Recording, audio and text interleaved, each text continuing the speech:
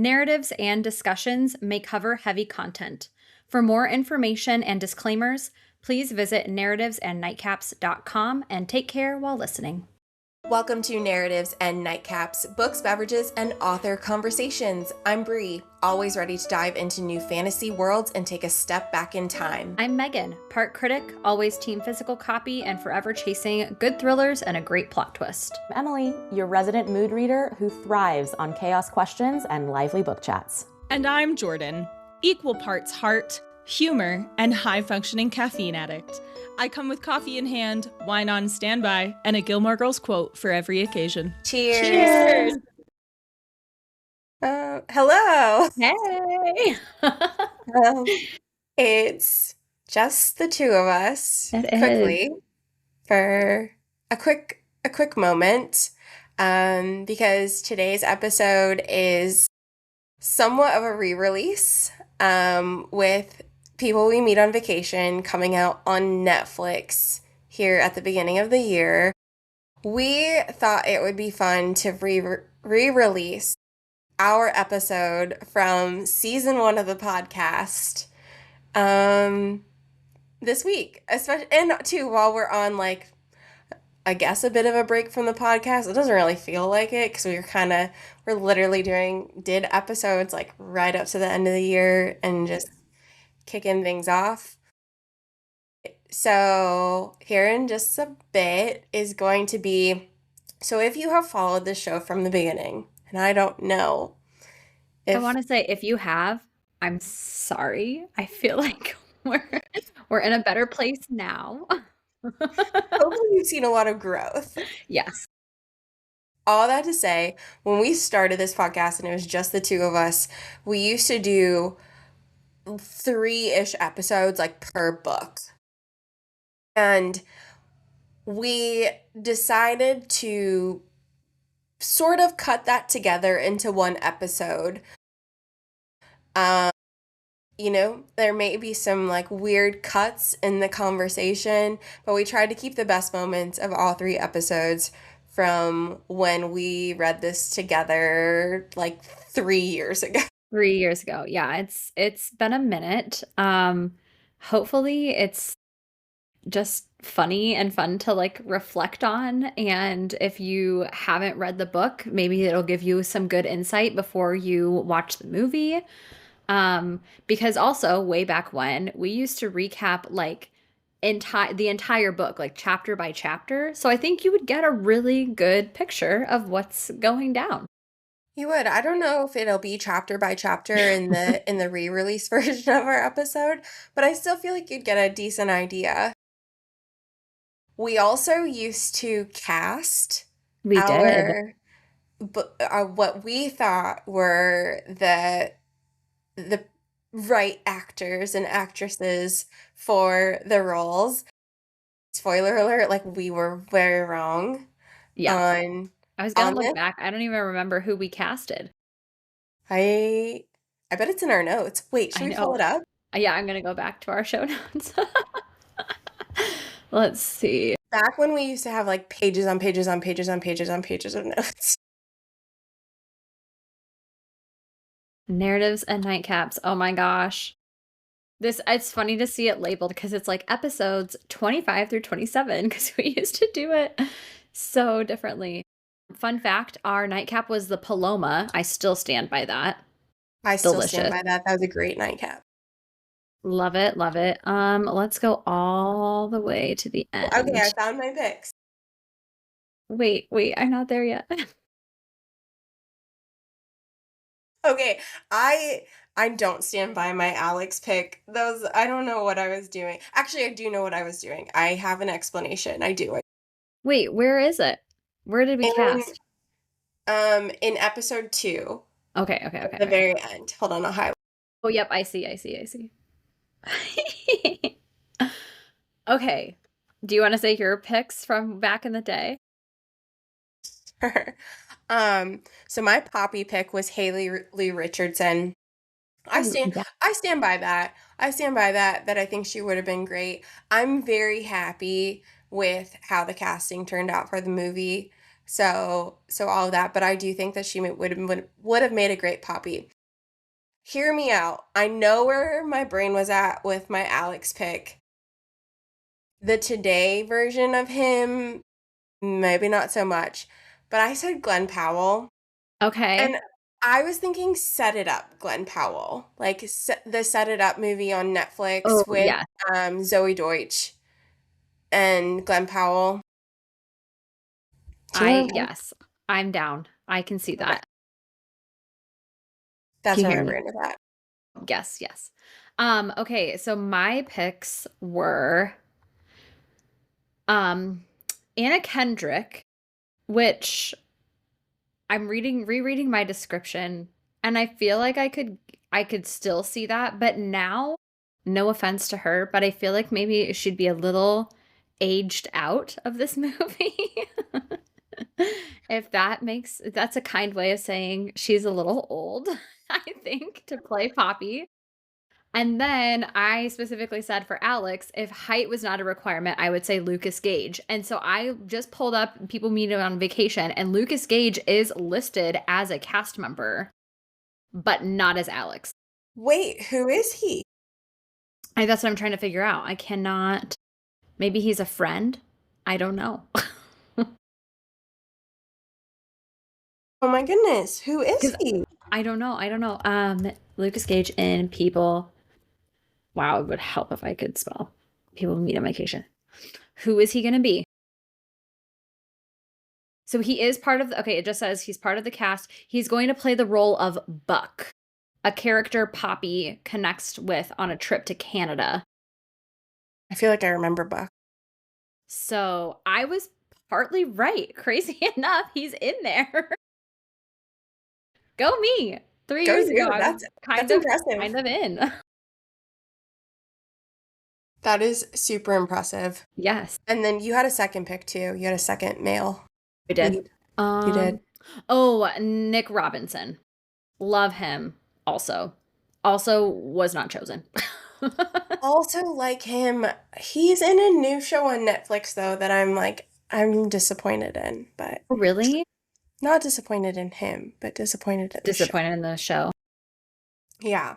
But all that to say, I love the cast for Yes, I think they are much more fitting than the people we chose.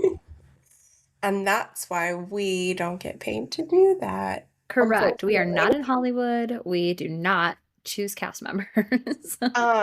What else do you remember from this episode recording? Um, I'm trying to remember. I feel like, is this the book where uh,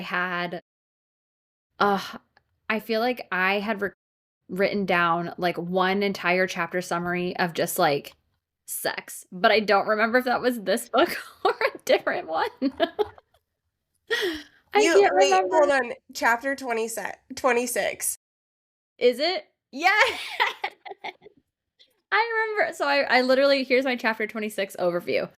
Kissing, kissing, consent that all things are going well, reveal that Alex has had a vasectomy, sex. Poppy Finally, loves they it. both admit out loud that they love each other. It like in love, not just the friend love. And that was chapter 26. Poppy loves it. Didn't realize this is how it should have always been, even though she claims she's had good sex before.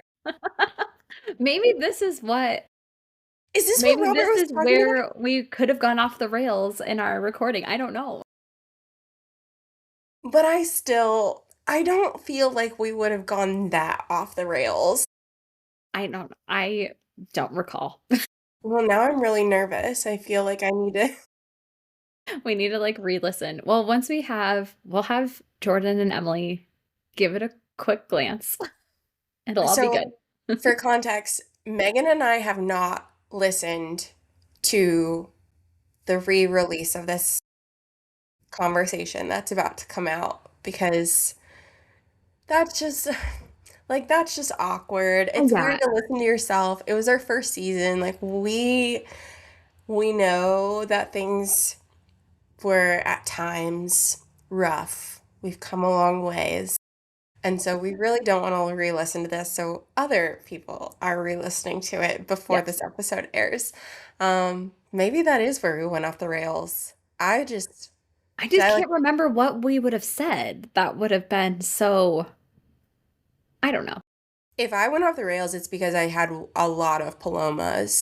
Oh, yes. See, this was also back when we were doing this like during the day because my son was napping for a solid great amount of time. I had time to make myself a drink, kick my heels up, and I just chatted away. I will admit, I feel like these are the episodes that I found myself getting like tipsy on. And it's not like that anymore because now if I like have a drink after a certain hour of the day, I can't sleep at night. I'm old.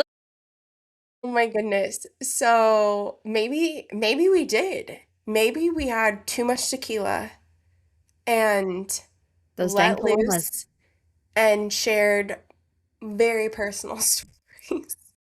But that's the thing. Because I know we talked about this. I vividly remember sharing a certain story, and you and I both did, and we were like, okay, but we're gonna cut out anything identifiable. Yes, yes, Um, but I know what story you shared. I know what story I shared, yes. and I still don't feel like it was crazy. Yeah, so I guess to anyone out there actually listening to this, if you go way back in time and re-listen, maybe you'll catch it. If you listen to this new release, maybe you won't because we'll edit it right out.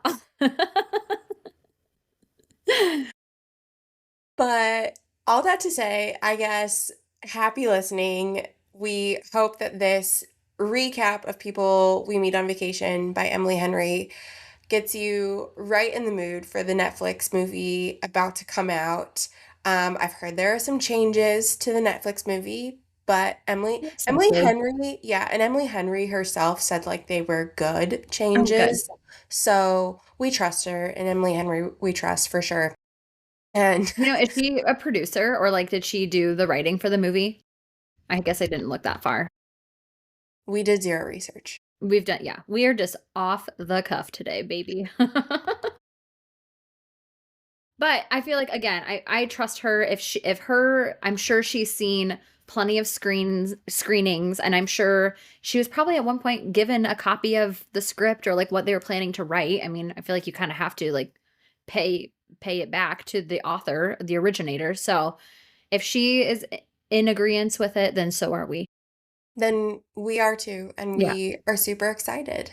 Yes. And I guess in the meantime, enjoy this re-release episode of Narratives and Nightcaps. Cheers! Cheers. Welcome. Welcome. Welcome to and we're starting a new narrative. Yes. New narrative for the day. So super excited. Not gonna lie, Emily Henry, she speaks to me. I know it's a frequent theme in this book, and the girl speaks to me like a Yes. lot. Yes.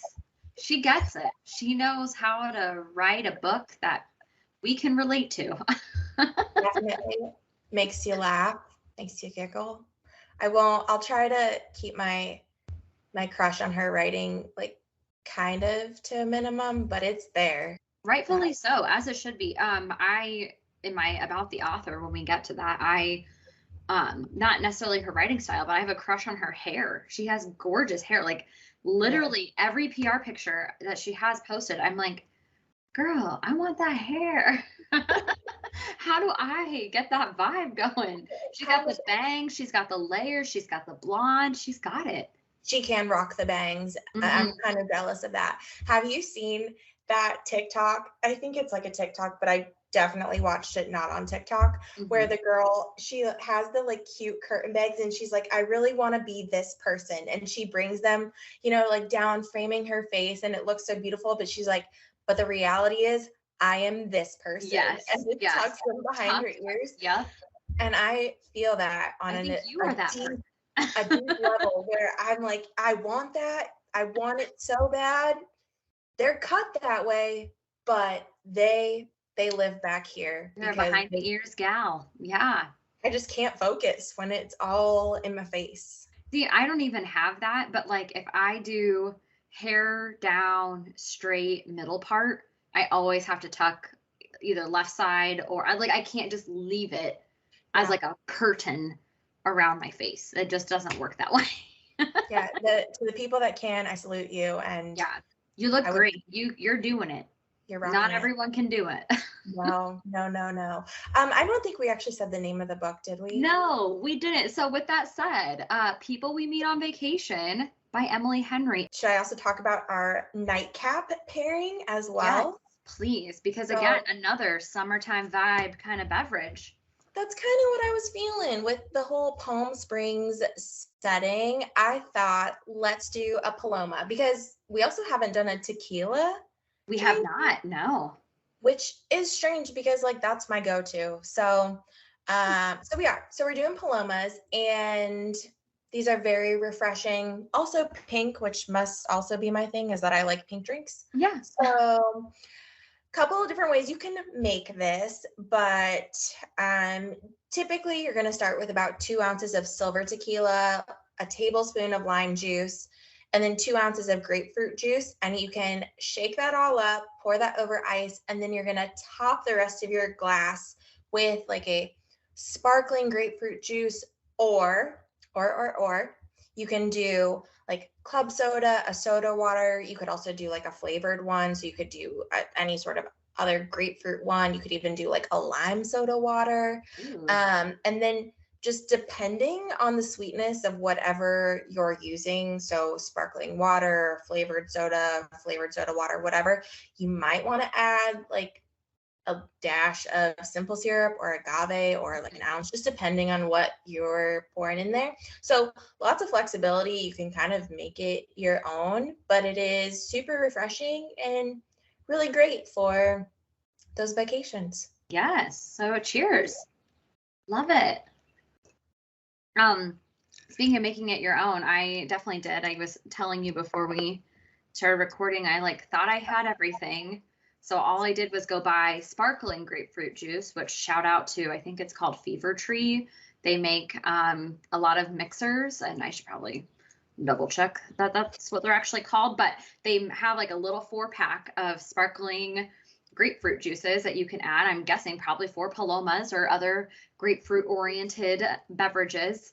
And so I thought I had everything, and I get home and I don't have lime juice. I don't have simple syrup. I don't have anything. So I just kind of mix and match. I did sweetened lime juice. I did have that. So I kind of got the syrup and the lime together in one. And then I just did the sparkling grapefruit. But I can see how this leans a little acidic. So yes, if you want a little extra sweetness, I would say don't shy away from it. Yeah. So I got a sparkling grapefruit juice that was sugar free. Okay. But it's still pretty sweet. So I didn't add anything, but grapefruit can be quite tart. Yes. And so yeah. Especially with like lime as well. Yeah. Right. If you didn't get a sparkling grapefruit juice, or, like a flavored sparkling juice or anything like that, then I would say probably want to add some agave or simple syrup to that. But it's a cool drink to kind of make your own. For sure. Well, and even so, the recipe I was following, because I hadn't seen yours posted yet, even suggested to do like salt around the rim or sugar around the rim, like a margarita. So you can kind of make it however you want, fancy it up if you want. You could do that. You could make it spicy too. Like if you added, I don't know, jalapeno or something, like a jalapeno, and did like a chili powder rim, like chili powder and sugar rim. It could make it like a spicy Paloma. I think I've seen that before. Look at us, not bartenders being bartenders over here. Not bartenders. Yeah. Don't know if you saw it, but like one of the videos I made, I definitely put that as a hashtag, because I don't need people to at me, but I full on spilt a ton of champagne. The influencer life, it's so hard. We're trying our best out here. I will say though, I struggle using the like shot measurer, because I feel like for whatever reason that always like runs down the side. So then I do end up with like a puddle right beside my shaker, and I'm like, come on. Like, what is happening here? I do that too. I'm trying every time. And even if I like pour it slow, it's like it still just dribbles off the edge. I'm like, there's no good way to do this. So I might as well just pour it straight in. I should learn how to do the counts, like 1, 2, or 1, 2, 3, however much that is. All right. Okay. I'm so excited to hear what you researched. Yeah. Okay. So I kind of had a hard time researching Emily Henry herself because she's pretty private. Like I went to, I mean, granted, like I'm not spending hours upon hours looking into her, but I went to 3 separate sites that all basically had the same little snippet of a bio about her. And one of the sites included Wikipedia, which like Wikipedia, you know, usually has a shit ton of information. And there really hasn't been much. So I'm gathering that she's a fairly private person, which is perfectly fine. But what I did find out is she is an Ohio resident. Slash also like super, super northern Kentucky. I guess it's like along the Ohio River. And I said shout out Midwest because I think Ohio is kind of part of the Midwest. If anyone's interested in following her social media, if you don't already, she's at Emily Henry Writes. So she posts pretty frequently, I would say. But again, like nothing crazy. I think it's mostly just like PR for her writing and things like that. I also found she is not only a writer, but she's also a proofreader. So I don't know if that means other people's work or if she like is working with a publisher in addition to hers that she proofreads with or whatever the case may be. But yeah, I mean, it's just kind of hard to find out a lot of information about her, which I feel bad about, but she's just keeping that private life private. So she's got great hair. She's got like a quirky personality, it seems, from her Instagram posts. So seems like an overall wonderful person. We just don't know that much about her. I mean, that makes sense then based on like her writing style. It's a bit quirky, like the banter is a bit quirky too. Yeah. So that all makes sense. Totally. So writing style of this particular novel will be point of view from our main gal, Poppy Wright.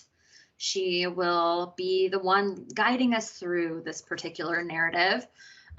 Book setting. So this was kind of hard for me to choose because clearly the premise of the book is that Poppy is a woman who travels for a living. She's like a travel guide with a magazine.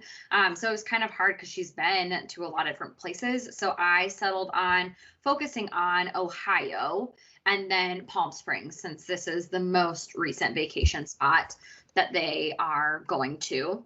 But other places that have been visited and vaguely alluded to is Croatia, which we learned kind of something goes down in Croatia, Nashville, Canada, and then Poppy's current office setting is in New York. So we know there's some big city visits going on there.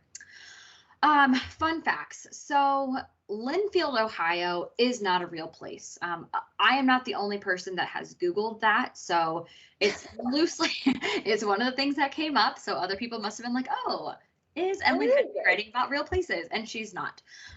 Cincinnati is probably it's most loosely based on a suburb of Cincinnati. So here are some fun facts about the Cincinnati area. It is, and I put allegedly, the cornhole capital of America and, quote, gave rise to the American Cornhole Association in 2005. Allegedly. I second that, allegedly. I think I could probably name a state, maybe where I'm living, that seems to rival the cornhole craze, but whatever. The emphasis on the allegedly there, but okay, that's They're fine. claiming it. I'll let them have it this time. Cincinnati is also the birthplace of, I said, every child's favorite and every mother's worst nightmare, Play-Doh. It's the stuff that dries up and gets into every crack and crevice. People eat it. Children eat it. I mean, not people, children. But this was kind of a super fun fact. It was invented in the 1930s, so Play-Doh's been around the block, and it was originally used as a wallpaper cleaner. So I'm guessing they would use the stickiness of it and roll it to get stuff off wallpaper is how I'm envisioning it happening. Oh, So okay. Fun fact to go off of your fun fact. go on. The family of the Play-Doh inventors has a house in Naples, Florida. And because Sanibel comes up, which is like a hop, skip, and a Yes. jump north of Naples, they have a house down there in a That's awesome. really, really ritzy place. Well, props to the Play-Doh family. They clearly made it big. They did. Then the last fun fact I have about Cincinnati is it's also home to the biggest Oktoberfest in the country. Over 500,000 people attend this event annually, and it's called Cincinnati. So, there's a clever name for you for a fun Oktoberfest. What a claim to fame for Ohio. I know, like the most forgotten state, and yet it's Right. Play-Doh invention, cornhole invention, allegedly, and Cincinnati. So it kind of makes me want to go. Like, if it's that big of a deal, like I've never been to the German Oktoberfest. Maybe Ohio's a close second. Maybe if that I can't many even say people that are with a straight going. face. Oh. I mean, so Jared and I have this thing where we want to visit all 50 states together. And I'm not going to lie, Ohio has come up as one of those states where we go, but what will we be Why? Yeah. going there for? You know, maybe that's just going to have to be one that we cross off when we drive through. Right. But maybe Oktoberfest is how we accomplish this. Yes. Yeah, that could be. Yeah, hit up Cincinnati. I think that could be really fun. Palm Springs. So there's a lot more, and obviously I've included all of the links to all of these things if anyone wants to look at more fun facts. But Palm Springs, I said, so there must be like a lesser Palm Springs because everything that I've read about is like the greater Palm Springs area, the greater. So I'm like, okay, so is there like a greater and a lesser? Like, is there a side of Palm Springs no one talks about? Maybe, I don't know. Could be just the desert part, I guess. But here are some facts. So it became a destination spot for movie stars due to its closeness to Hollywood. So I think everyone's kind of aware that Palm Springs tends to be a ritzier, more attractive place for the fortunate, if you will. But one of the origins of that move is due to what's called the 2-hour rule. So basically Hollywood actors and actresses just needed to live within 2 hours of Hollywood to be able to get to and from set as needed. So because of its proximity, people gravitated toward that area. Spa City of the Hot Springs is one of the largest natural aquifers and can keep temperatures up to 180 degrees. So if you want to go sit in a naturally occurring hot tub, hit up Spa City. That's hot. Yes, that's hot. That's hot. I know. Well, and from everything we've read thus far, that doesn't sound enjoyable in the heat. No, I would say that's probably like the snowbirds probably head that way, you know, for the warmth kind of thing. Okay. I don't really know. And then the last fact, which I personally really like because I enjoy architecture, especially mid-century modern, is that this is one of the area with the largest concentration of mid-century modern architecture, which is shown off annually by the Modernism Week celebration that occurs every February in Palm Springs. Oh. So super cool if you want to see some cool architecture. I don't know if that includes touring the inside of the homes, but certainly perhaps they do tours of the exterior, whatever. I think there's a lot of really great places tucked away up there. So, and then, so I kind of added this on, we don't have to keep doing this. In fact, you could edit it out if you don't like it. But as I have been reading this book, I feel like I've had like a song running through my head. And I think that's because as I read, I tend to listen to music. I'm one of those people that can have like lyrics playing and be able to do both. I know some people can't. And I can't listen to like a podcast and read a book, but I can listen to lyrical music and read a book. So one of the songs that came up as I was reading, and I was like, this is so perfect, is a song called Ends of the Earth by Lord Huron. I don't know if anyone's familiar with this, but they have like a super whimsical, like almost, what's the word I'm looking for? Like a like a desert vibe in a sense. Like their songs are very like, I don't know how to describe it. No, it's true. I listen to them a lot when I work. Like I like Yeah. them as background music during the day when I'm working. I don't Yes. know. It's just kind of like mellow vibe. Yeah, super mellow, but like I could see people like backpacking through the desert listening, you know, like this is the soundtrack playing. And I just thought it was so perfect because it's all about travel and like going on adventures and kind of finding these places that no one's ever discovered. And I'm like, this is this book. Like that's what she does for a living. So if anyone wants to give them a listen, we don't have the rights, but you can find them on your own. Are we ready to dive in? I was born ready. Prologue. 5 summers ago. So put yourself 5 years ago. A girl in a bar spots her, I'm calling it prey, if you will, and approaches a man at a bar. She gives this brief internal monologue about meeting and doing essentially anything you want on vacation because you're likely never going to see these people again. So why not just put yourself out there? When she reaches the man, she realizes he is at the bar reading a book. With a not so clever pickup line, we soon catch on that the two of them know each other and are, in fact, not trying to pick the other person up. The two people are Poppy Wright and Alex Nilsson, who are best friends traveling on vacation together as they do every summer. This trip, they find themselves in a bar called Bar that they have been shut into due to the rainy conditions of their trip to Sanibel Island.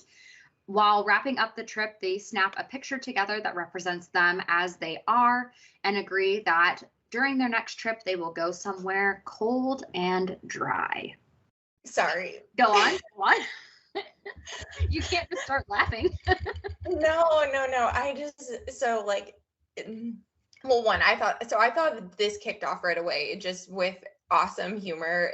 I was already laughing like out loud at just her insane pickup line. Like, She literally is like, hey, Tiger, you come here often?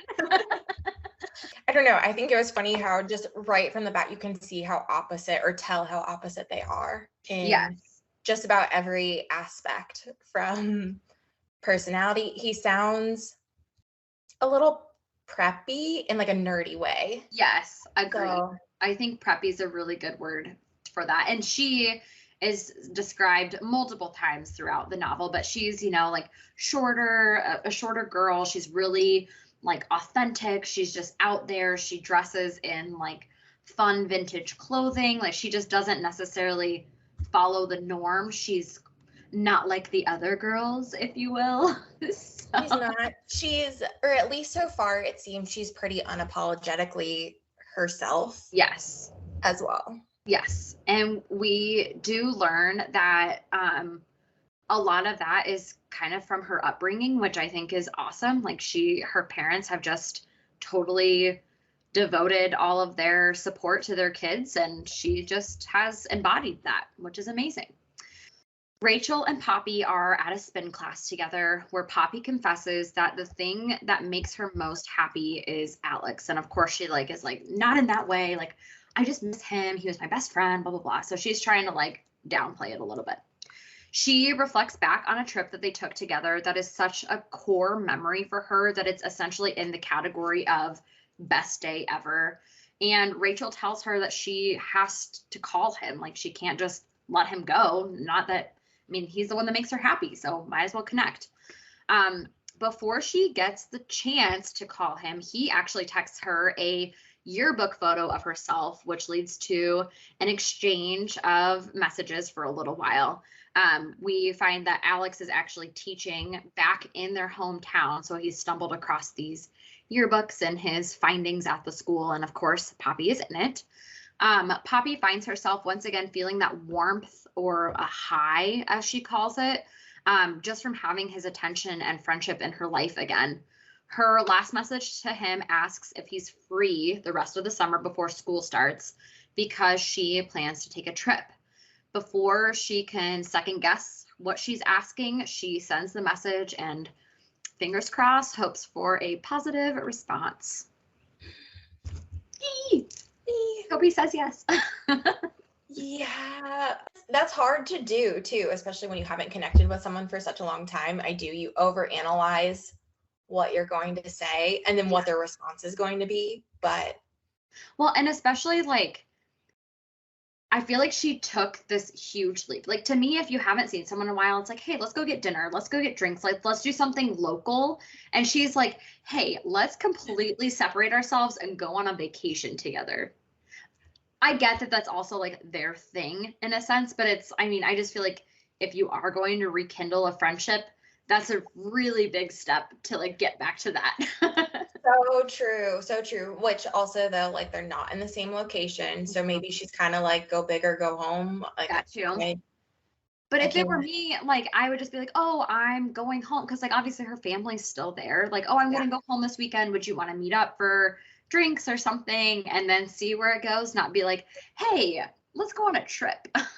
Wait, so true. So they haven't seen each other in a couple of years, don't you? So she must not have gone home at all in that time period either. Well, that or like, were they just not talking so harshly that like, even if she went home, she didn't say anything?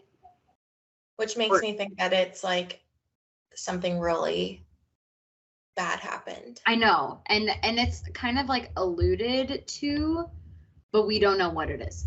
We don't. Right. We don't know. We just know something went down in Croatia. Yep.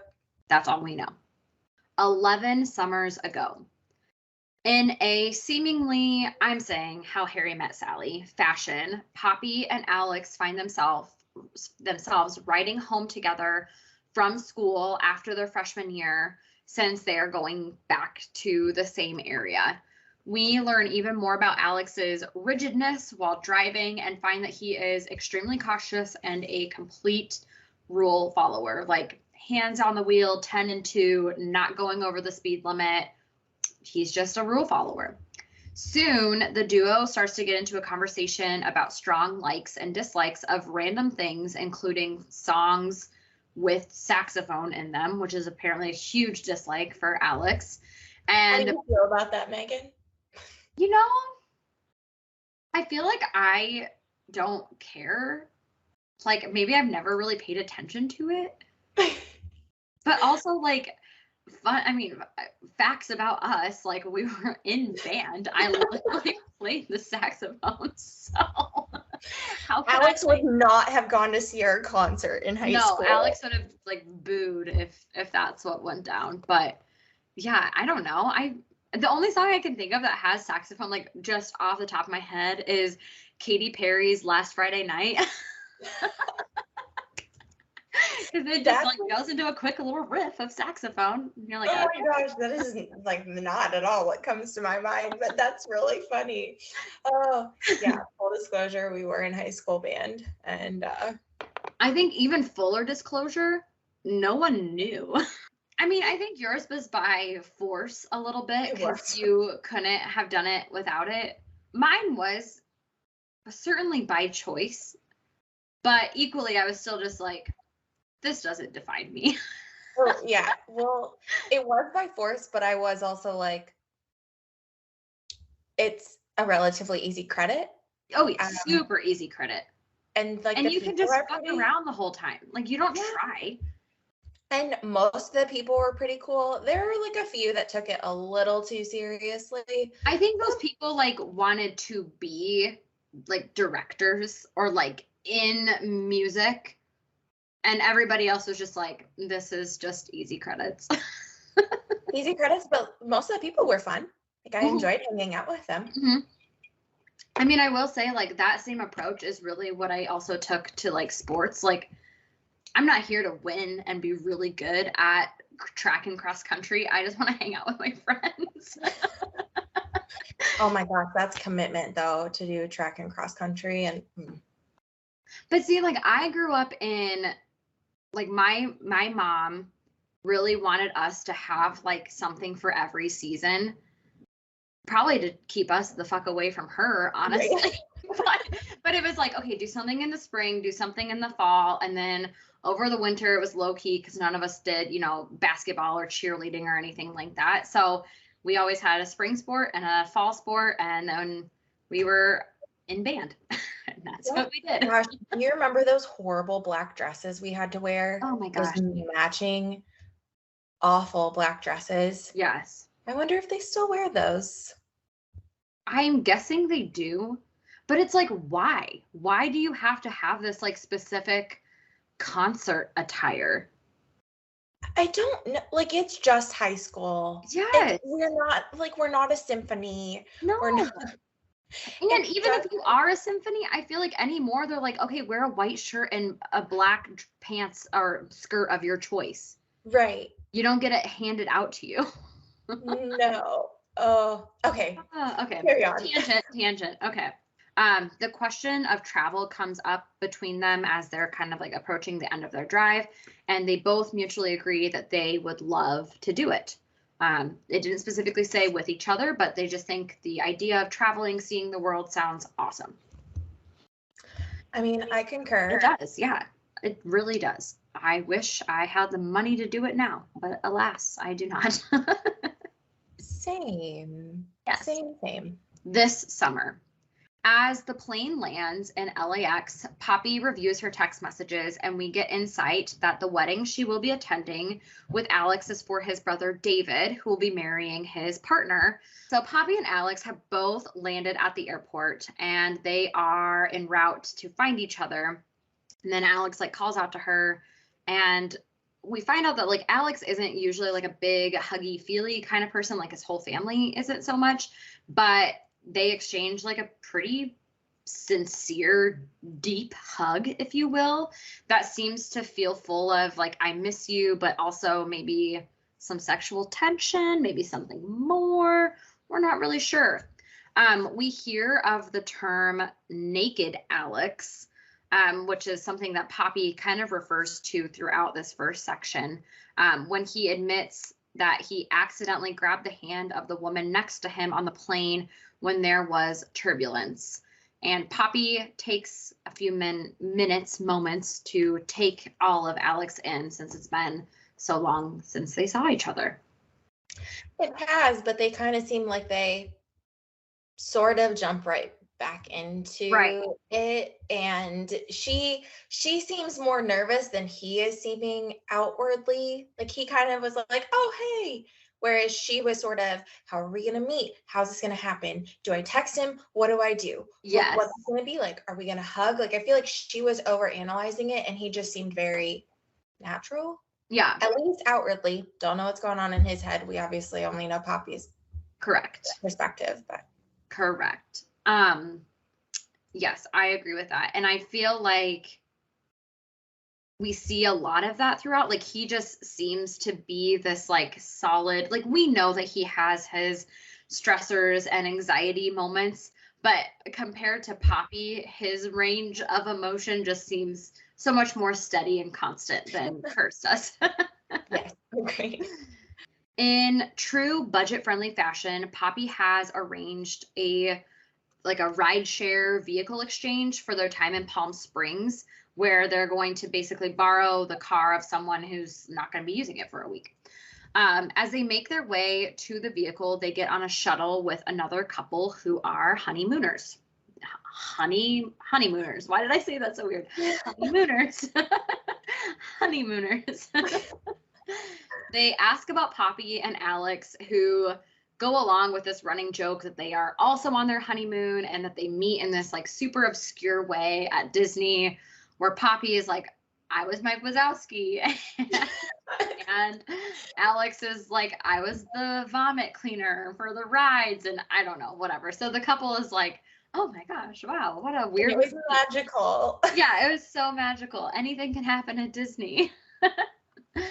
When they are dropped off at their rental vehicle, they are shocked to find it like completely rusted out and just like reeks of weed. Just as soon as they turn the AC on, they are just getting probably secondhand high from just the amount of fumes coming out of the car.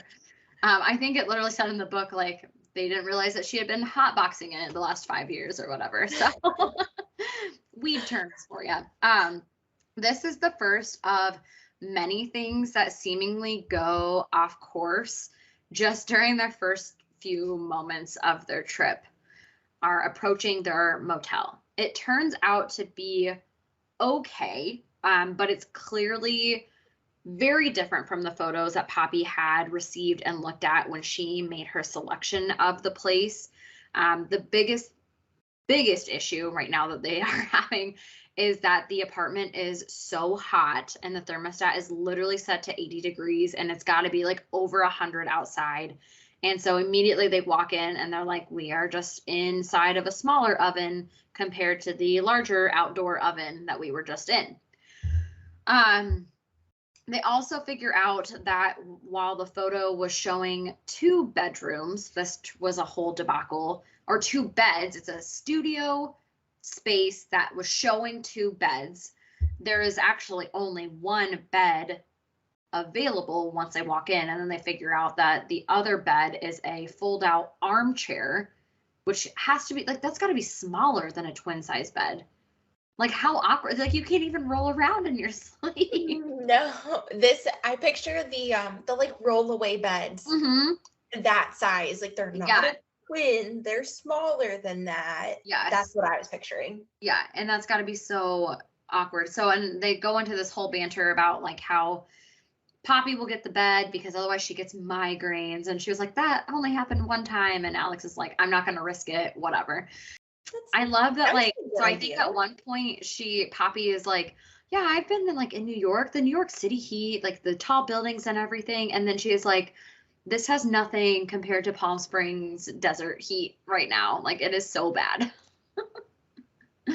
I cannot imagine. It really, I mean, I haven't been there out in that part of the country when it's that hot, but every time you talk to someone about it and how terrible it is, I was talking to someone who was saying they went on, like, this is an acquaintance, not that it matters, but like they were talking about how they did this motorcycle road trip out there. Ugh. And that they literally drove at night because it was like so hot during the day that they go, no matter how much sunscreen we put on, like, we were boiling. We were just literally like, our skin was boiling. And so after one day, we decided from then on that we were going to drive at night, and they only drove at night. Gosh. Well, and I don't know about you, but like, if I get hot, I just immediately get angry. Like, I am pissed. I am sweaty. I am uncomfortable, and I don't want to deal with shit. So like, I can only imagine them walking in and being like, oh, this is going to be awesome. It's going to be nice and cool in our room. And then they're just like, what? Yeah, I would say, so my issue would be sleeping. I cannot sleep if it's hot. I can't. I need to be cold. I need blankets. I need to be able to like snuggle up with my blanket. And if it's hot, oh man, if I'm tossing and turning because I'm sweating, then I will be angry. I will be so cranky. Yes. They also hope that their room has cooled off by this point since they cranked the temperature down so much. So they decide to head upstairs, back to their room, only to find that the temperature has actually increased. Alex, I think, makes a comment of like, you're overworking it or whatever, like trying to make the temperature go down. And Poppy's just like, fuck it, I'm going to call the owner of the condo or the motel room and see what's up. So pissed, Poppy calls the owner of the rental, who basically like mansplains to her to like slowly crank it down and not overwork the air conditioner. And Alex, had also said that, and Poppy's finally like, okay, whatever. So she like has to crank it down degree by degree, which must be so painful as you're like sitting there sweating in your room. But Poppy decides to do that. Alex goes to shower instead and cool off in the shower, get all the sweat rinsed off of him. And Poppy, while he's doing that, is like documenting everything about like basically all of the misleading things about the rental, the fact that there's only one bed and it was shown two, and the thermostat's not working, and all the construction's going on, and it just has been so far like a really shitty Airbnb experience. When Alex emerges from the shower in his towel, there's like a whole thing about him being in a towel. It's her turn, and she walks into the bathroom and is just like completely shocked at this like futuristic, huge shower bathroom. Again, nothing like any of the pictures that she's been shown online. Like, to me, I'm seeing this bathroom that's like basically all shower with like 20 shower heads coming out at you. Like, they make a joke that you have to like they compared it to Star Trek and like using this like space pad to connect to command and whatever. I've never watched Star Trek. That went above my head, but whatever. They got a nerdy little joke behind them. And then she's kind of like, Alex, how do you work this freaking thing? And there's this intimacy between both of them being in their towels, and like he's trying to walk her through the shower and like making jokes and whatever. So they're both feeling a little bit vulnerable, I think, and Poppy certainly is picking up on that. And their intimate moments are starting to peek through. Right. She's picking up on it, but I keep questioning, like, he's hard to read based on her perspective. It's really hard to tell exactly what. But I think she hopes that he feels the same way she does. Yeah. Because like the fact that she was like super bummed when he wasn't like texting her back really quickly, or like when their text messages would end, or like even like them breaking up their hug, it was kind of like she kind of wishes that he would hang on to those moments maybe a little longer, or like I don't know. I think she just has a lot of hope that she wants him to be at that same place that she is. She also seems like she is putting a lot of pressure on herself and on the trip for it to be perfect. Agree. And I think she wants it to be that way to like somehow rekindle their friendship. Rekindle, or is it like making up for something that happened in Croatia? Like, has this 2-year gap been because like he hasn't been talking to her because she did something? That's like what's running through my head. Yes, that is such a good point. I didn't think about it as like a making up. I was thinking like I want it to be really good so that he sees like that we're really good friends and this is what should be happening. But that's a really good point. I'll be curious to know.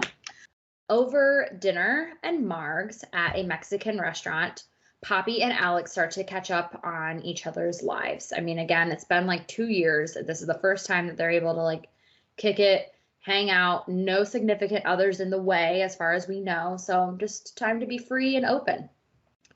Poppy finds out that Alex's maternal grandmother has passed away, which is someone she had met a few times before. So she's pretty saddened by this.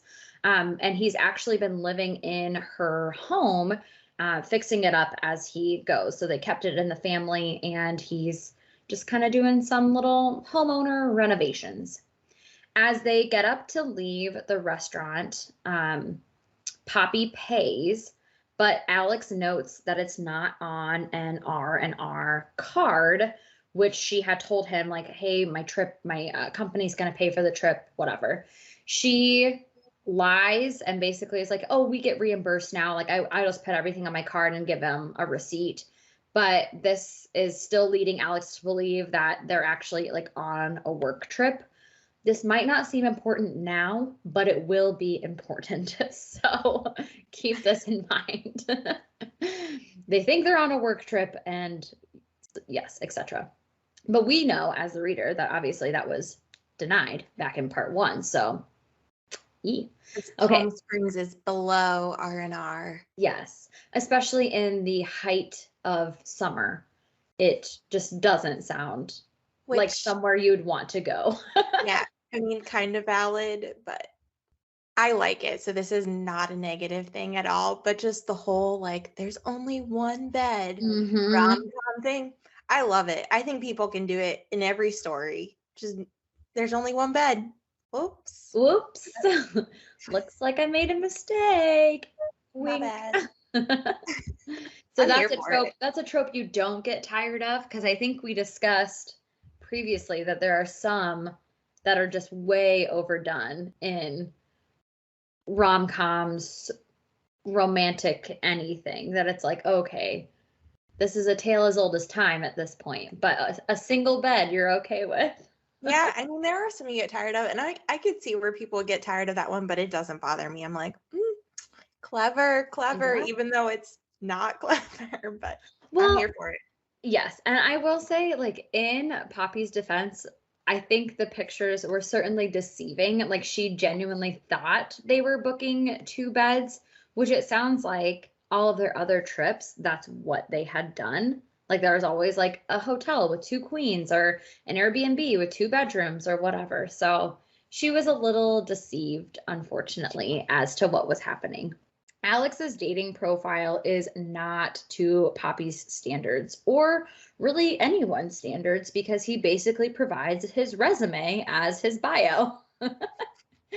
Beyond just the wording, she's also not happy with his profile picture and offers him one from their trip to Tuscany after he found out that one of his pieces was going to be published. Poppy had snapped a picture of him and felt that that represented another, quote, naked Alex moment. So we talked about that in part 1, where it's like his true, most vulnerable, authentic self. And she felt that that picture really embodied naked Alex. Poppy writes her modified version of what Alex should write in his bio, and then the conversation leads to whether or not they would consider, quote, swiping. Obviously, this is Tinder lingo, for each other. They both conclude that they would. No shit. And essentially end the night attempting to focus on a documentary on Alex's laptop and trying to keep their desires for each other under wraps. I love your full caps. Duh. Duh! Like, no way. Who wouldn't have seen that coming? I was just about to say, didn't see that coming. I do. So I love how we, like, with each trip that we experience with them, we're getting more and more insight into Poppy's feelings, but it really makes me want insight into Alex's. Right? Like, I want there to be a second book that's like just his perspective. It can literally be the exact same timeline, but I just want his perspective through the whole thing, Yes. like in Unhoneymooners, but more than just a chapter. I want the full thing. Yes, agree. Or like that could have been a cool perspective to do too, like even if that would have been written into this book, the dual chapters like every other one, but whatever. So Emily Henry, please write another book that's just about Alex.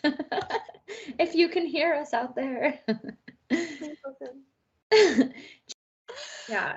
Well, I don't, but I love it. Like I know we talked about this with the Unhoneymooners too, but I like love all of this buildup. It's part of the reason that I just cannot put it down, because I'm like, I have to get to it. Like I know it's coming and I just have to get there. Yes. But you know, with like every book like this, there's a formula that it follows. No. Of course, it's like the build up, the will they, won't they, the they do, the then something happens, then they don't, and then they do again.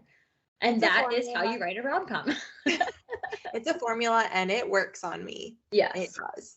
And I will say, like, I think there's that old saying of like, guys and girls can never be just friends. And as much as I want to believe that that's not true, I think that there is a lot of truth to it. Like, I think that there's always something there.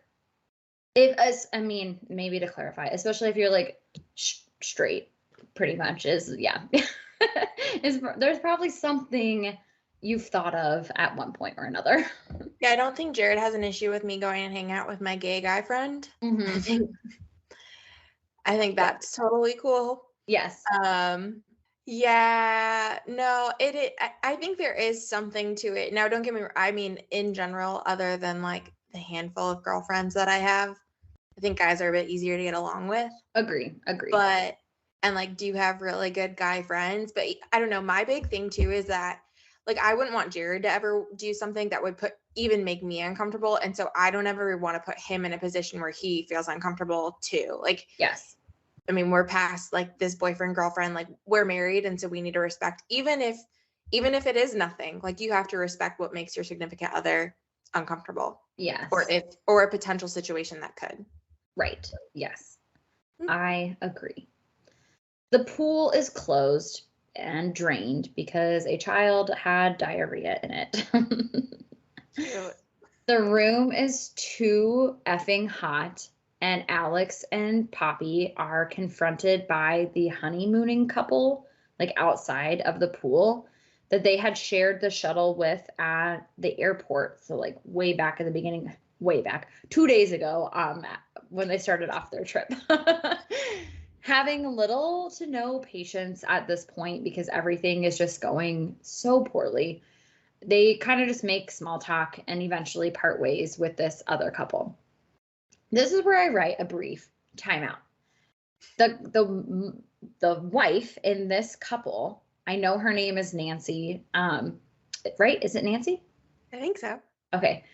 But she makes a comment of like how they are on this vacation and she wins everything. And I was like, that is the freaking unhoneymooners. Yeah, like, you're so good. The sister won everything, including like their bridesmaids dresses and all of that stuff, are like deeply discounted. And I was like, I already know this part because it happened in another book.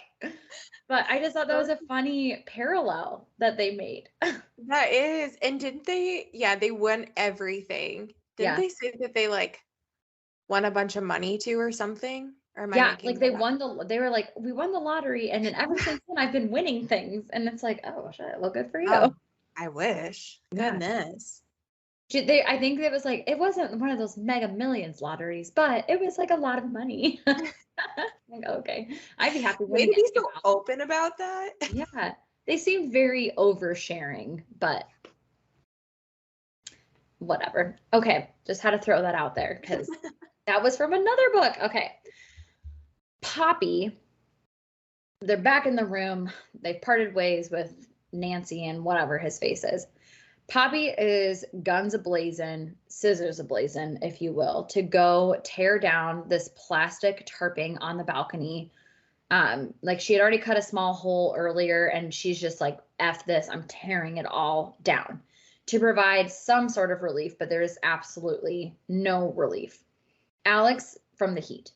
Alex suggests checking into a hotel, which causes Poppy to kind of spiral. Like she's almost ranting. Like, I just wanted this to go well. Like this was supposed to be what like got us back on track. This is how we were supposed to rekindle our friendship, blah, blah, blah. And Alex kind of fights back that they're never going to be what they were before. Like they can't. Like they are too different, I think is what he says. And suddenly, like mid-fight, they hear this like tap, tap, tapping, and it's rain. The rain is falling down and it cools everything off, even if only for a moment. They run out onto the balcony to get some of that cool, fresh air. And Alex is immediately already starting to take back everything that he had said when they were fighting, kind of blaming it on the heat, the exhaustion, just, I'm so sorry. Poppy agrees with him though. Like they have grown apart. They are different now than they were 2 years ago. And she kind of is like pulling him into a hug as, she's saying this, like, hey, you're not wrong. Like, thanks for the apology, but you're actually correct. They stay close while Poppy tells him that she always wants him. And which, like, how else do you interpret that? And describes to the reader that they are, quote, magnets drawn together even as they cradle the careful difference between them. They clearly are, growing closer and closer with every breath. And the tension could be sliced like butter between the two of them because they're just in this embrace. And we end the chapter. Up. Yes. We end the chapter with Poppy's words, quote, "This wasn't supposed to happen. This had to happen. This has to happen. And finally, this is happening. And of course, it's happening in the rain, because what is more rom-com than an embrace in the rain? I don't get that. I don't think I would be happy kissing in the rain or anything. We talked about this in Addie LaRue. Yeah. Look, I'm happy that it's happening. But yeah, the rain is just, it's not my thing. Another trope, that's one I can't really get behind, because there's just so many reasons that it's not super romantic. Not to mention, no one looks good in that way. You look like a drowned rat. Right. You don't look good. Everything is sticking to you in probably all the wrong ways. Especially again, hot rain. Yeah. After a day like this, I think even in Addie LaRue, or maybe in Addie LaRue had been cold, but they had been sweating, and these people have been sweating. Like, that's not, I would just feel like I'm drowning. Like, if I'm kissing someone and in the rain, like I can't breathe. I would just like, it's like you're underwater. Ew. Yeah, but happy for them. Yes. Happy it's finally happening. Their fight was a bit brutal, though. Like, I was kind of surprised that they both brushed it off so easily. Yeah. Because it was harsh. It was really harsh, especially from him. Right. I think he was very much like, stop trying so hard. This isn't going to happen. And then all of a sudden he's like, wait. I'm so sorry. I'm so sorry. Yeah. When he said all of that, though, I was like, where is this going? Right. Like, does he have someone else? What actually happened in Croatia? Was it like really that bad that this like can't happen? It was an intense fight. Yeah, it was. It was. And I feel like, I mean, we don't know yet, but I would guess probably rightfully so. I mean, it just seems like everything from Poppy has been so, obviously it's her perspective, but just so one-sided that maybe he has been bottling up this anger. Maybe, yeah, like you said, maybe something like bad happened in Croatia and he's reacting to it finally because they haven't seen each other in 2 years. We don't know. We don't know. We don't know. But we'll find out. We'll find out. Okay. Should we do character casting before we end this little segment? Which also, before I forget too, so we talked about it, but this is being adapted for film. So in a Narratives in the News episode. So eventually we'll have like a real cast, but in case they want to listen in, these are our picks. Yes. Okay.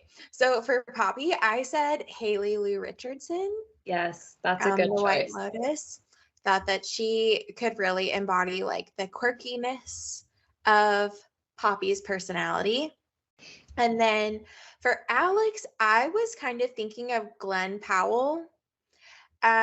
He's been in a couple of things, but just I should have looked them up so I could say more, but he was in Top Gun, the new one as of recently. He's also in this show on Netflix, or this movie called, I think it's called Set It Up, which now that I say that too, the Zoe Deutsch is in that, and she would also make a really good Poppy, I'm not gonna lie, and their chemistry is really great. Set It Up is an awesome movie if you haven't watched it. I have not watched it, but now I've got one to add to my list. So it's okay.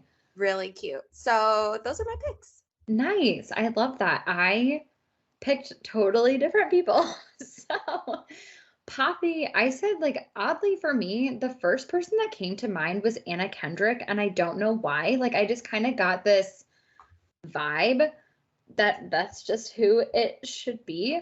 Other than like the description of Poppy's hair, because it sounds like Poppy has like curly blonde hair. I think Anna Kendrick could be a good Poppy. I see. Also, I'm almost 100% positive that Anna Kendrick plays a troll named Poppy in the movie Trolls. So maybe, yeah, I'm pretty sure. With Justin Timberlake, I'm almost like 100% positive. Because Leo and I just watched that movie. Very nice. And then for Alex, I said if height, because it's like obviously noted that Alex is very tall. Like Poppy says it several times.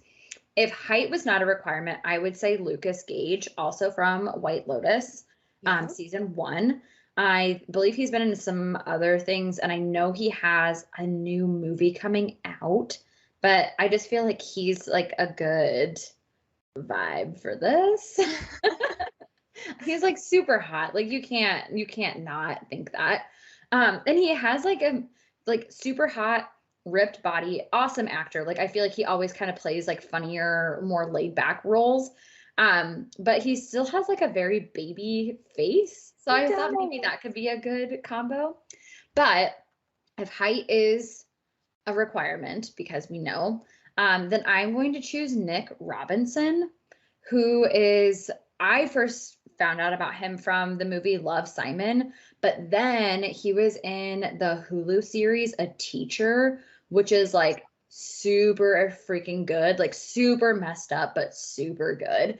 So, yes, if you, dear listeners, if you haven't watched it, I highly recommend because it's wild and it's obviously very wrong, but it is played very, very well.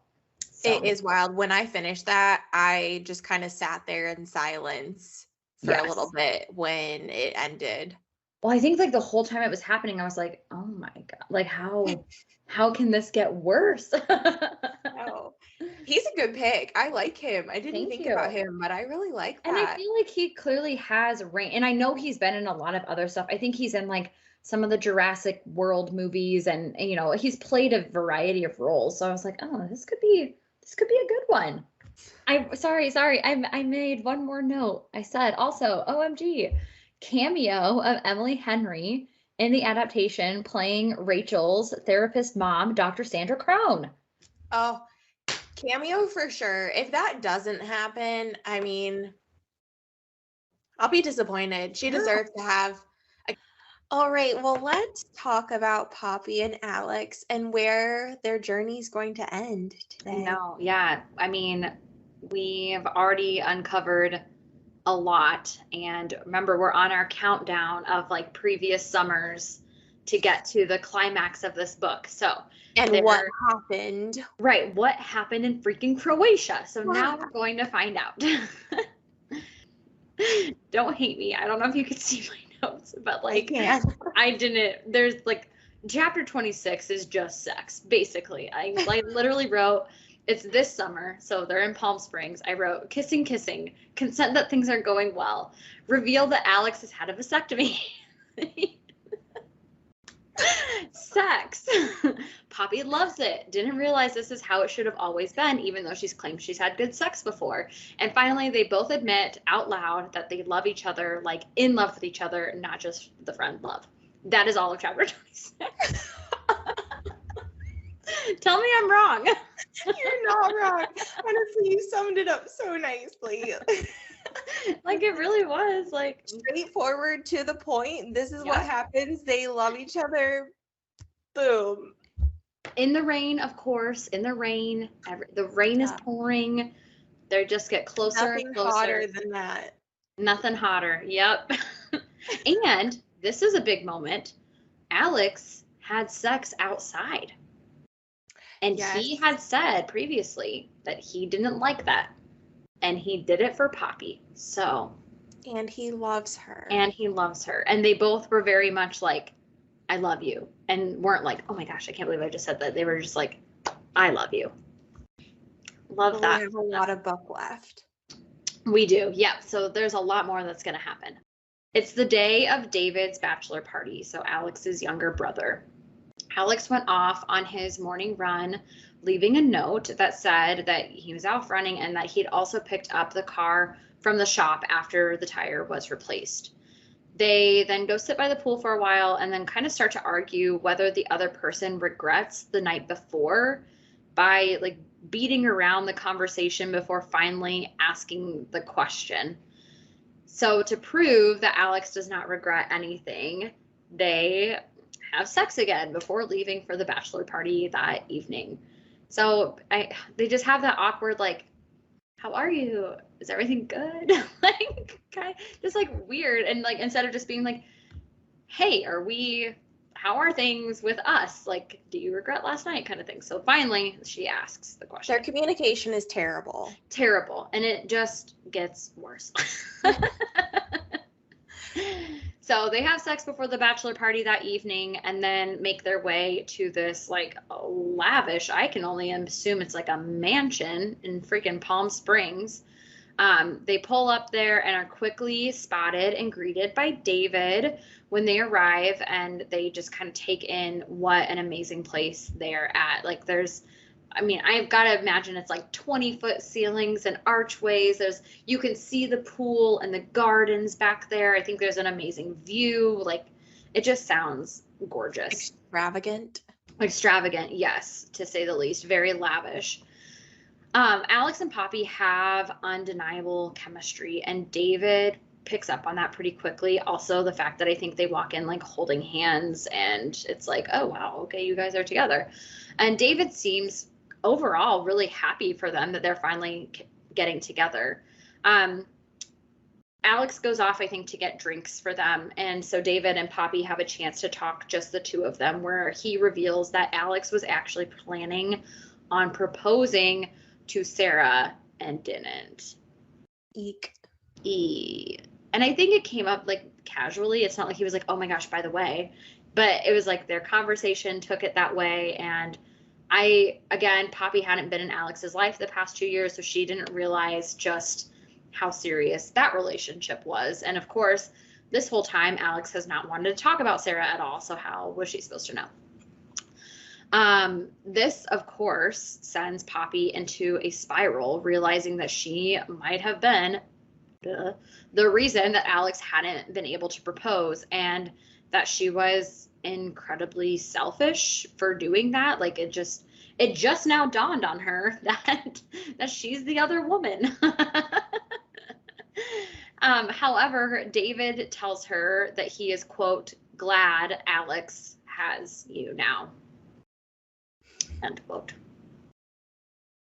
What a mess. Yeah. And of course, like, poor David's just like, oh yeah, probably like, oh, you've already been filled in. This is what's going on. Oh, well, and it was very much one of those things where he's like, so happy you guys are finally together. We've all wanted this for so long. Good thing that the proposal didn't really work out with Sarah. Like, and she's just sitting there thinking, I'm sorry, what? Yeah, say that again. What was that? The ring and a down on one knee, that kind of proposal, or like a business proposal? Yeah. Like, hey, here is my memo. Please proofread that. Yeah. No, it's very, I mean, I would be shocked, but equally, how could you, I mean, it makes me just wonder, like, why is she so naive? Like, they've been off again, on again. Why would he not propose to someone that he's probably been with for several years? Like, why has that never crossed her mind? Yeah, it is odd that her realization of, oh, I'm probably the reason, like you said, well, duh. Yeah. Okay, yeah, it's you. Surprise. Yeah, wow. You are the problem. It's you. Yeah. But I still root for them.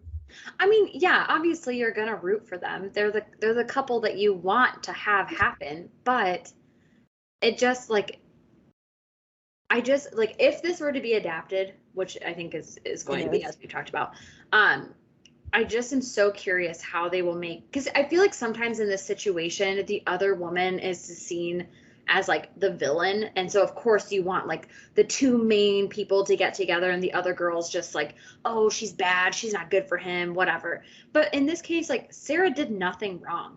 Nothing. Yeah, that's a good point. I do hope that they don't make her out to be some like uppity, snobby, or bitchy bratty character. Yes.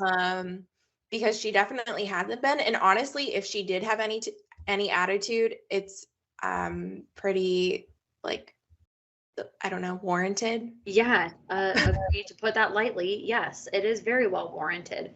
So I will be curious, because I mean, she's been through Alex with like the passing of his grandma and like the fact like his first job, like she has been there for a lot of his big life events, even more so than Poppy has. Like Poppy gets to hear about it and see the good things that are happening, but Sarah moved there for him. Sarah lived there with him during that time. And so I feel like you can't just, I don't know, just discard her as this bratty person when she's not.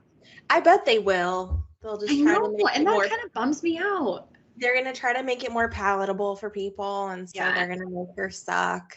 They're gonna make her suck. They're gonna make it obvious, like, oh, she was so wrong for him. But in reality, it sounds like they are really compatible. Darn. Okay. In an obvious way. Yes. Later that night at the hotel, Alex and Poppy fall into bed together, being reminded that tomorrow is the last day of their trip.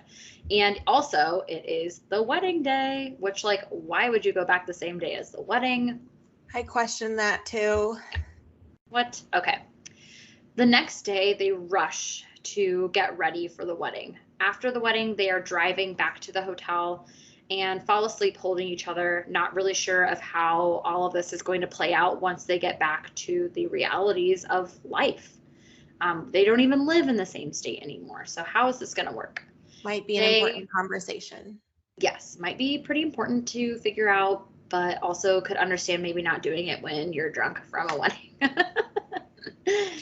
They are late getting up the next morning and getting to the airport, but they make it in just the nick of time. Things are a little shaky, but overall going well until they reach their gates. As Alex begins boarding for his flight back to Ohio, Poppy reveals that R&R actually never approved of this trip. I don't know why this part's like a big deal for him, but Alex like is very distraught about this fact. Then she goes on, like she's trying to like blunder through this whole like, oh no, it's because of this, and like I was trying to do this. And basically she tells Alex she was just trying to find her happiness, which is half of the conversation that she had had with Rachel, which like started this whole trip to begin with. And then it comes across to Alex that this was like a weird therapeutic thing for her to do, and that these aren't her actual feelings. She's just trying to like fill this void in her life. When Alex finally boards his flight, because of course Poppy's like, no, that's not what I meant. That's not what I'm saying. I'm like struggling to find the right words here. Alex is like, no, I'm taking this at face value because clearly this is what you mean. And he tells her that they really like probably shouldn't talk anymore, and ends with saying that he knows what he wants and he just needs Poppy to figure that out for herself. He leaves to get on the plane, standing outside of the gate, and Poppy then realizes that the airport is actually a very lonely place.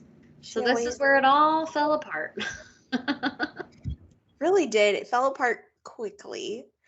And like, and I kind of like, not that it's not justified, but like, do you feel like it was a little bit of an overreaction? Because I do.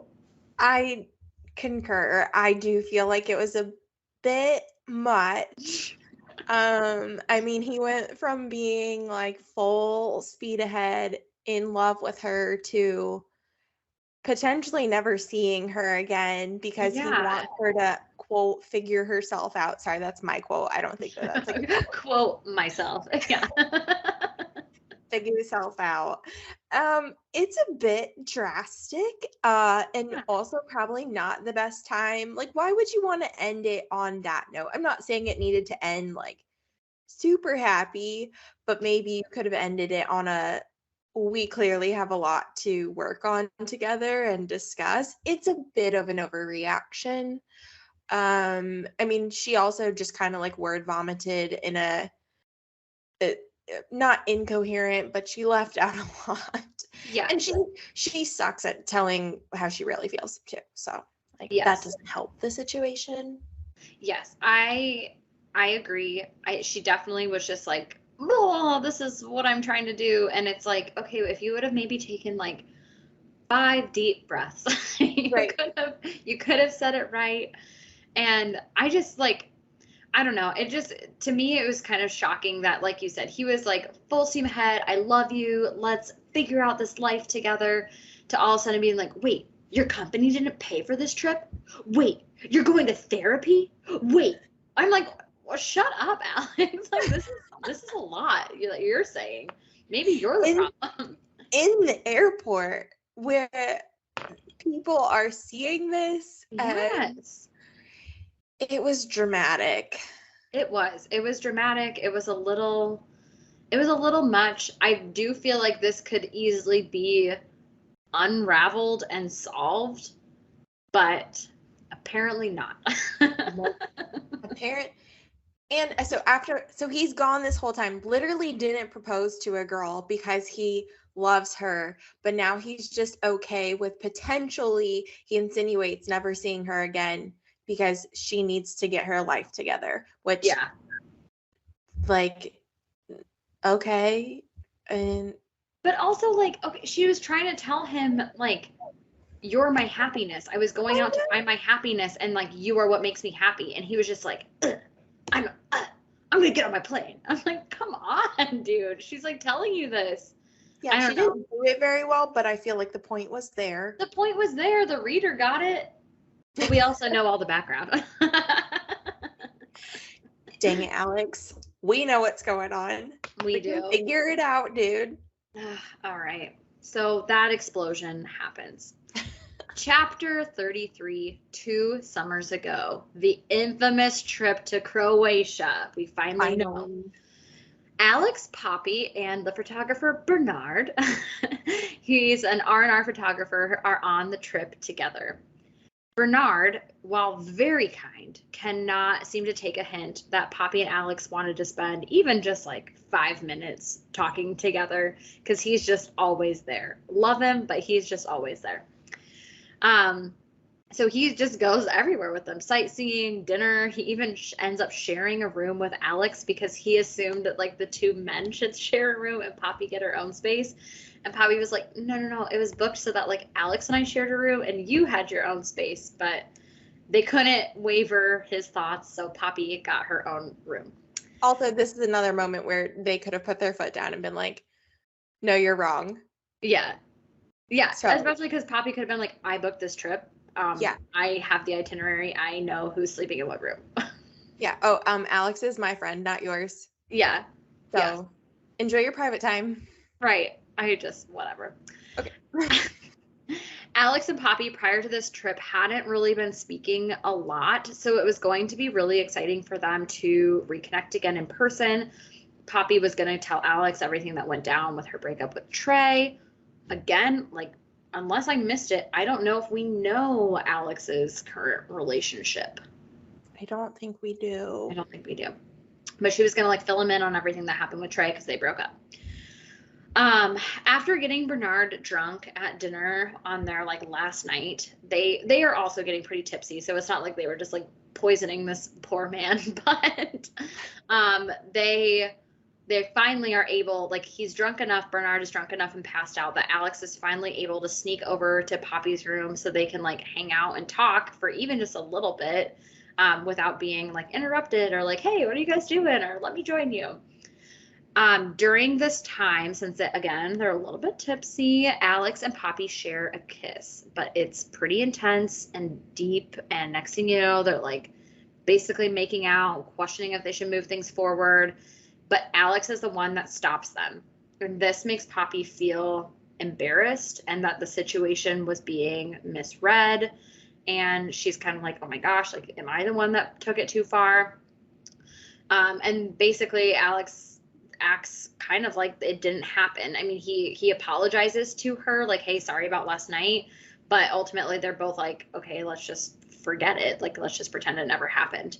And once again, their friendship falters and fizzles and eventually fades over 2 years without talking. All of that for a kiss. Man. All right. I'm not going to lie. I thought it was going to be something bigger. Right? I was kind of let down about Croatia. To me, like, to not talk for 2 full years. over that, Yeah. which was like really just another miscommunication, misunderstanding. And to her point, to flush 10 years of being best friends down the drain. I don't know. We've had all this buildup. I thought it was going to be bigger.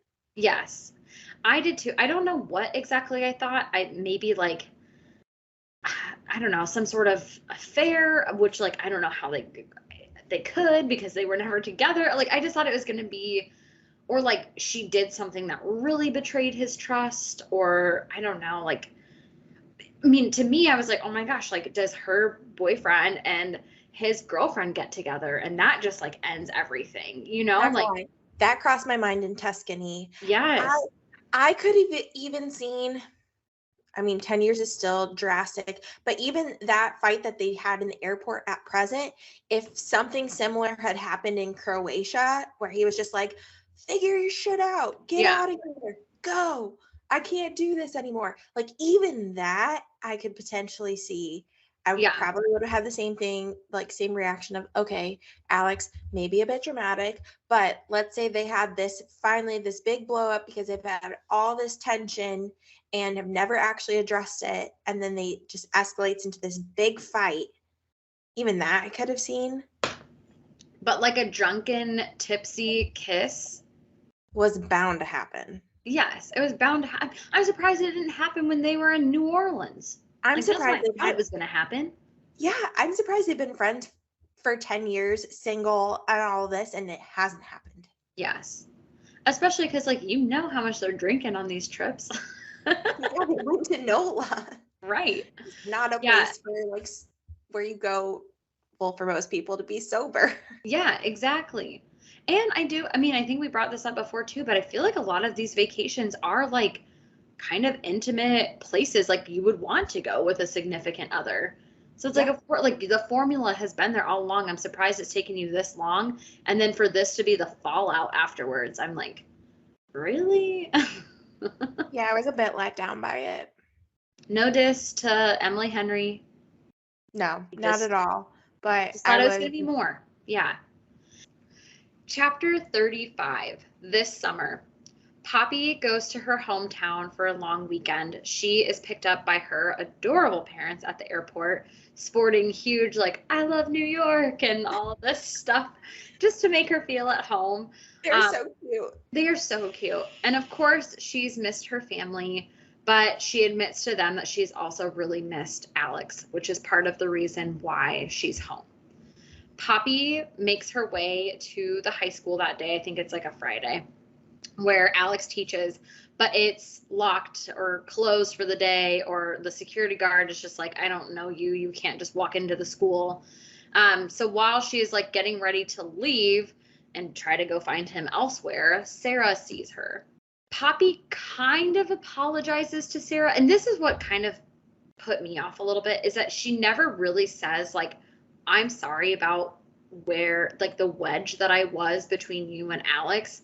She basically says that she's sorry for the friendship she has with Alex.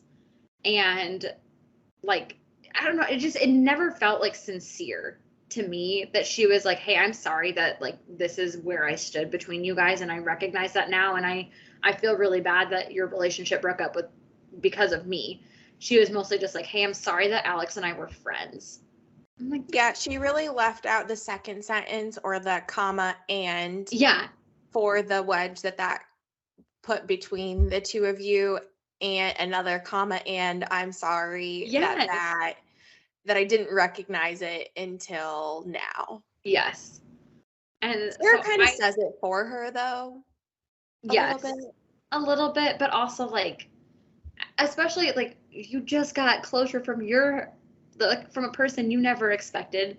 I would think she would maybe turn around and do the same thing to Sarah, but it just doesn't feel like she got that deep with her. Yeah, justice for Sarah. Yeah, just bringing justice for Sarah. I love Poor that. girl. I feel so bad. I know. They need And to it's do so her bad because justice. I'm still rooting for Poppy and Alex, but like, Yeah, girl did not deserve that. she didn't. She really, really didn't. She's wasting years of her life. Years. And she's not even from Ohio, and she moved there like Right. for that. Like, I don't know. It just, yeah, I'd be, and especially like, again, years. That's years spent getting to know someone's family, getting a closeness with them, and just to like lose all of that because of this girl who won't even apologize for it. I would be pretty upset. So, justice for Sarah. Heard that. Sarah then tells Poppy that Alex is likely at a local bar slash like teacher hangout with the other staff members because it's Friday and that's what they do. She, look, conveniently, the bar is right across the street from the school. So don't know what kind of town this is, but she walks into the bar, scanning the room for him, and then finally sees him. Poppy basically pours her heart out to him, telling him all of the ins and outs about how she's been working on herself, but equally how it's always been him. Like he had said it to her, like he has always known that he wanted her, and she kind of reciprocates, saying that this is what she's always wanted too, and that she would be willing to give up a lot to be with him, whether that meant, she leaves her job, moving to Ohio, whatever that looks like she's willing to consider that. After finishing her speech, Alex doesn't really say too much. He's kind of like, oh, cool speech. He's pretty guarded and doesn't want to get his hopes up just to be let down again. And basically that's what he tells her. Poppy leaves the bar, again, embarrassed and tearful, but lets him know before fully walking out that she doesn't regret telling him anything that she said, and she's very much in love with him. And then she walks out the door and she really starts to cry. Okay, again, what the heck, Alex? I really did not like how he handled this whole situation. No. I don't understand. She literally did what you asked. Yes. What you told her to do in the airport, and then she flew halfway across the country to come see you and to pour her heart out in front of other people too. Like, this is, I mean, guaranteed it's a bar in Ohio. I can't imagine like it's that big, but she still did that. And then to just be like, I'm sorry, we're just too different. Yeah, like what the hell? I'm with you. Like she did everything he asked and it still wasn't enough for him to be like, "Oh my gosh, you've changed." I did not like it. I'm kind of mad at that part. I am too. And maybe he was just like trying to collect himself or like play it off in front of other people. I don't know, but either way, I feel like you don't do that. You don't let someone do that and then just be like, "Yep, I'm not ready for it." Cool. Yeah, cool. Nice. Yeah, good to hear from you too. Chapter 36 this summer. Also, our last official chapter. Then we go to the epilogue. Okay. Poppy's borderline asthmatic with her emotion. Can you blame her? No, I can't. She is like at her car trying to get in, just wheezing, crying, like cannot see anything. But then she hears him call her name. Alex reveals that he has also been seeing a therapist and admits to her that he is scared of what this relationship could mean or turn into. But he equally never wants to live without her and calls her his home. But he couldn't say that in the bar? No, of course not. He needed a dramatic pause to think about it. It's fine. I'm fine. It's okay. I'm fine with it, but he literally could have figured that out 30 seconds ago. Yeah, honestly, he could have figured it out months ago at the airport, but he didn't. Because I feel like, again, she kind of poured her heart out there. It was more like a word vomit, but like she definitely let him, again, in so many words, know that she loves him and that he's her happiness. And she did it again. And he was still like, "Yep, I'm also seeing a therapist." What? Great. We both got into therapy. Yeah. And love each other. All right, I guess we can try to make this work. Yeah. Wow. Looks like this is how I'll start our next chapter. The epilogue. I'm assuming current times. Alex and Poppy are taking a tour of New York together, and we learn that Alex has actually moved there. They are sharing an apartment and just living their goofy, lovely lives together. Poppy has left R&R with her boss being so supportive of that change for her. And she now writes articles about things happening around New York to be in a publishing called People You Meet in New York, which I think is like her self-published kind of thing. Like she's doing this all for her, all for herself. The next summer, they plan to complete the Norway trip that her sickness got in the way of. And they are also going to tackle working on Betty's house together, seeing where they feel like they fit best, whether that's back in Ohio or in New York. But ultimately, they fall in love more and more each day, and Poppy has finally found her happiness. Happy days. I feel so sarcastic doing a rom-com. Like, I feel like I am just knocking this down so many pegs. But Also, please do not mistake the areas that I say I'm mad at that I am, but that does not mean anything when it comes to my pure enjoyment. yes. Oh, yeah. When, 100%. when reading this. So, we did it. We did finished. it. Another book checked off our list. I'd waited so long to read this one that I read it in not 3 weeks, in much shorter amount. Yes, yes.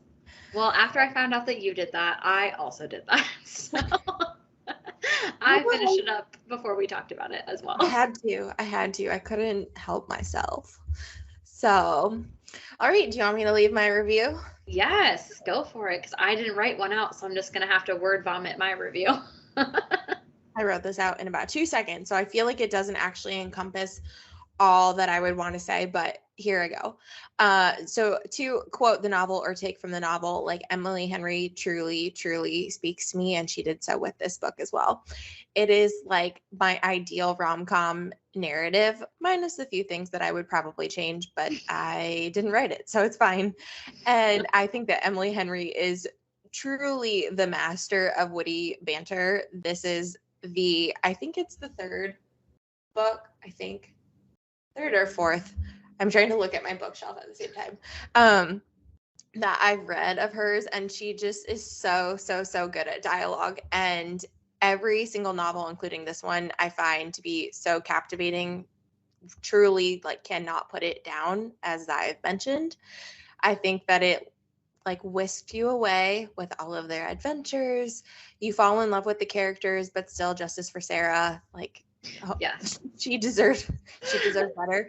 And despite all of that, you're still rooting for Poppy and Alex, or whoever the main characters are in her novels, every time. She's creative, the stories are quirky, and it's definitely a 5 out of 5 stars for me. No doubt about it. Nice.